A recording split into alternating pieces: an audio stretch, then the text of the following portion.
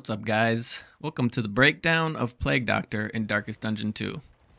This video will be broken down into three major parts: roles, skills, and synergies. Now, keep in mind that this game is still in early access, so all of this is subject to change, but I'll do my best to keep up with any changes in future videos. Without further ado, my name is Park Attack. Let's get going.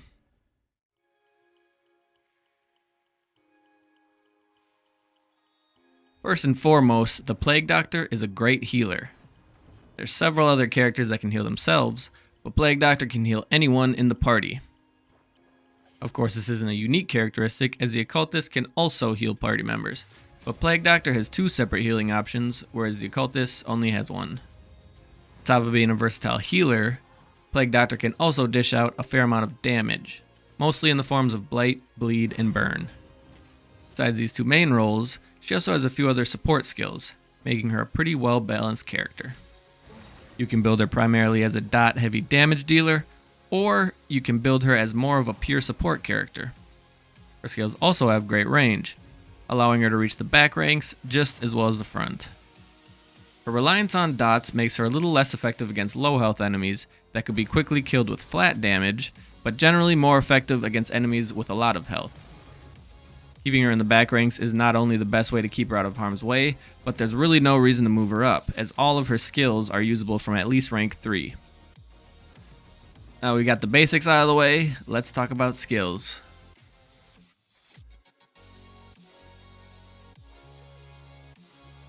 Noxious Blast is a ranged single target heavy blight attack that can be used on the front 2 ranks. When upgraded, the skill deals a whopping 6 blight damage per turn, as well as 3 to 4 initial flat damage, totaling 21 to 22 damage in one use if all 3 turns are allowed to play out. Upgrading will also cause the attack to ignore 30% of the target's blight resistance, granted the target has a combo token. While this added effect is definitely not bad in any way, you can usually find a better use for your combo tokens, making this effect more of a second thought. One application is usually enough for most single rank enemies, but stacking Noxious Blast on larger targets and bosses can quickly add up and is one of the most effective ways to take them out. Of course, as with all dots, sometimes the enemy will resist the effect, which can be extremely frustrating, but when the blight hits, it hits hard. Blinding Gas is a ranged debuff that hits both of the back ranks and has a 1-turn cooldown. This skill deals no damage, but can blind both enemies, and when upgraded, can also daze, and has a 33% chance to add a combo token. Blind is only a 50% chance for the target to miss, essentially meaning that half the time it's amazing, and half the time it's useless. Dazing an enemy makes them take their turn last, which is somewhat useful, especially when layered with blind and a possible combo token. While this skill isn't necessarily one of my favorites, it's still proven useful from time to time. Usually, I prefer using Plague Grenade instead, as it hits the same ranks but offers pure damage as opposed to crowd control, which is usually enough to deal with the low health backliners pretty quickly anyways. Incision is a single target melee attack that applies bleed and can be used on the front 2 ranks. This skill is unique for the Plague Doctor in the sense that it's her only melee attack and only source of bleed damage. With 4 to 7 flat damage when upgraded and a respectable crit of 15% alongside 4 bleed damage per turn, this is a well-rounded attack. While Noxious Blast can hit the same ranks, it's always nice to have another damage option in case the enemies you're facing are resistant to Blight. It also shares the same combo effect as Noxious Blast, but ignoring 30% bleed resistance rather than Blight. The only real downside to Incision is that it can't be used at rank 4, which means you'll have to scooter up to at least rank 3 in order to use this skill. Battlefield Medicine is a single target heal that can be used on any party member as long as Plague Doctor is in one of the back 2 ranks. Not only does it heal, but it also removes any dots that have been applied, making this one of the best heals for anyone on Death's Door. When upgraded, it'll remove any dots on the Plague Doctor as well, and increases the amount healed to 25%, up from 20%. While there isn't a cooldown for Battlefield Medicine, there is a use limit of 3 per engagement. This doesn't usually matter most of the time, but some longer engagements, such as boss fights, can easily drain all 3 uses, so be sure to use sparingly in such occasions. Ounce of Prevention is a whole party buff that can only be used from the back 2 ranks and has a 2-turn cooldown when upgraded. This skill grants the entire party with dot resistance, as well as a slightly stronger resistance to disease. On top of lowering the cooldown, upgrading will also add a minor stress heal, lowering any party member's stress by 1 if they're already at 5 or more. This can come in very handy when facing high stress situations, such as cultist encounters. Using the stress heal on cooldown can help keep the situation under control, making the resistances more of a secondary bonus. However, since the stress healing isn't included in the base skill, and isn't all that useful until it is, Ounce of Prevention can be mostly ignored until upgraded. Plague Grenade is a ranged AoE blight attack that hits both the back ranks. Similar to Noxious Blast, this skill relies heavily on dot damage, even though there is a small amount of flat damage. The dot isn't as potent as Noxious Blast, dealing only 4 damage per turn when upgraded, but it does hit 2 targets instead of 1. On top of that, enemies in the back ranks tend to have less health than the frontliners, so the small amount of damage doesn't feel underwhelming here. After throwing a couple Plague Grenades, most backliners will succumb to the blight after a few turns, making this the Plague Doctor's best skill for damaging back ranks. Emboldening Vapors is a single target buff that has no cooldown once upgraded and can be used from any rank. This skill buffs the target with speed and strength tokens, allowing them to act before everyone else next turn and deal 50% more damage. This can be strong when paired with hard-hitting party members to deal large amount of damage with a single attack. Generally, I tend to pass on this skill, as the Plague Doctor has other more practical options, but with the right setup, Emboldening Vapors can definitely make a difference. Disorienting Blast is a ranged single target debuff that can be used on every rank except the first. This skill will shuffle the entire party, daze the target, and with a combo token, stun them. This is a great combination, as the stun will play out one round and then the daze will play out the next round, effectively giving you 2 turns to deal with the target. Shuffling the party can also be a great way to get the backliners moved up front into a more vulnerable position. While there's also a 25% chance to add a weak token, this is more of an extra bonus and not something to depend on. If you're able to apply combo tokens at will, this is a great CC skill, but without the stun, it's not nearly as useful. Indiscriminate Science is a single target heal with a 1-turn cooldown. This is the second healing skill available to the Plague Doctor, and actually works really well alongside Battlefield Medicine, as this one is on a cooldown rather than having a use limit.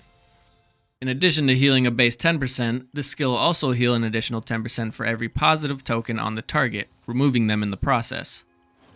This is a bit of a trade-off, but is made much more appealing when upgraded, which adds the same effect but on negative tokens as well. Whenever your tank or another unlucky party member is being battered with damage and debuffs, this skill is a lifesaver, as it'll heal 10% for every token removed. On top of this, the extra 10% healing does apply to stacked tokens, not just once for each type of token. So for example, if the party member you want to heal only has taunt tokens, and they have 3 stacks, the heal will be an extra 30%, not just 10. Cause of Death is a single target damage dealing skill on a 2-turn cooldown. This is a rather unique skill that can be used to nuke down a target by dealing the damage of all the dots applied to them instantly. While the skill does take some time to set up, and is most useful only against larger enemies, it can be one of the hardest hitting attacks in the game. Similar to Emboldening Vapors, this skill is most useful when a party is built around it, making it a great damage dealing skill in the right circumstances. Magnesium Rain is a ranged party-wide AoE attack that has a 1-turn cooldown and can be used from the back ranks. This skill will add a moderate burn to the entire enemy party, dealing 3 damage per turn when upgraded, but does not deal any flat damage. It does, however, clear the corpses of the enemy team, being the main reason for using this skill. Corpses can often get in the way, so having at least one party member with a corpse clearing ability can be a real asset, so if one is needed, Magnesium Rain has you covered. Adding the bird on top of that is also nice, making the Plague Doctor the only character in the game that can apply all 3 dots by themselves.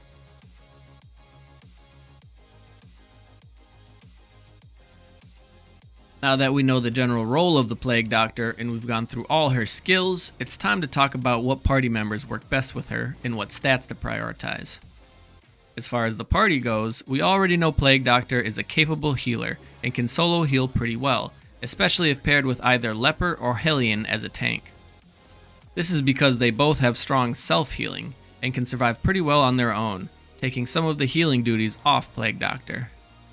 As a damage dealer, you can go 2 ways with Plague Doctor: damage with dots and cause of death, or utilizing emboldening vapors as a support for your heavy-hitting party members. If you're going the dot route, Grave Robber, Highwayman, Hellion, Runaway, and Jester all have access to dot skills, making them all good choices.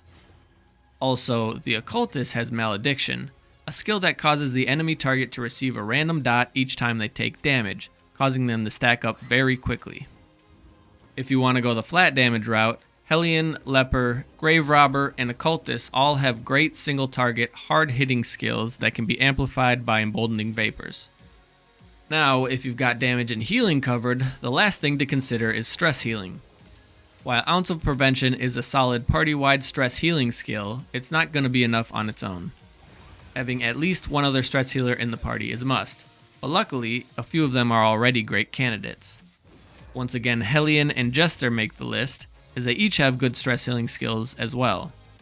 Man-at-Arms is your last option as a stress healer, and is a very capable tank, but unfortunately doesn't share as many synergies as the other 2. When it comes to trinkets and quirks, speed is the first thing to look for with Plague Doctor. It's always a good idea for healers and support to have high speed so they can get their heals out before any potential death blows occur. However, it's even more important for Plague Doctor. Dealing damage with dots means that attacking first gets the damage ticking sooner, and other support skills such as emboldening vapors are usually best to use before your party member's turn. After speed, you'll want to look for anything that makes applying dots more effective, especially Blight. Crit chance is also a good choice, especially if you're using Incision. Not only does Incision already have a high crit rate, but the dot that's applied on a crit is extended to a duration of 5 turns, as opposed to the standard 3. On the other hand, if you're not using Incision, increasing range damage is surprisingly effective, as all of the Plague Doctor's other attacks are ranged. And finally, if you want to go pure support, you'll want anything to increase her survivability, such as max health, stress resistance, or anything that might add block or dodge tokens. Alright guys, that's going to do it for this video. Thank you for watching. I appreciate the support. Like and subscribe if you enjoyed it. Let me know what you think down in the comments section. Once again, my name is Park Attack. Peace.